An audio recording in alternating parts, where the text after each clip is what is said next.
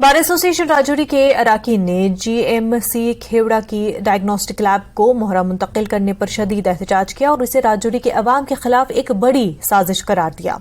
उन्होंने मुतनब्बे किया कि लैब को फौरी तौर पर मोहरा से वापस खेवड़ा मुंतकिल किया जाए, वरना वो गैर मुअय्यना मुद्दत की हड़ताल पर जाएंगे। उनका कहना था कि इस गलत फैसले के बाद लोगों को परेशानी का सामना करना पड़ रहा है। वापस करो, ब्लड बैंक वापस करो, ब्लड बैंक वापस करो, लेबोरेटरी वापस करो, लेबोरेटरी वापस करो। जीएमसी एडमिनिस्ट्रेशन का ये फैसला और डिस्ट्रिक्ट एडमिनिस्ट्रेशन का ये फैसला कि भाई जहां ये पेशेंट जो है वो राजौरी खेवड़ा में रहेगा और ब्लड बैंक जो है वो आपका मेरा में रहेगा।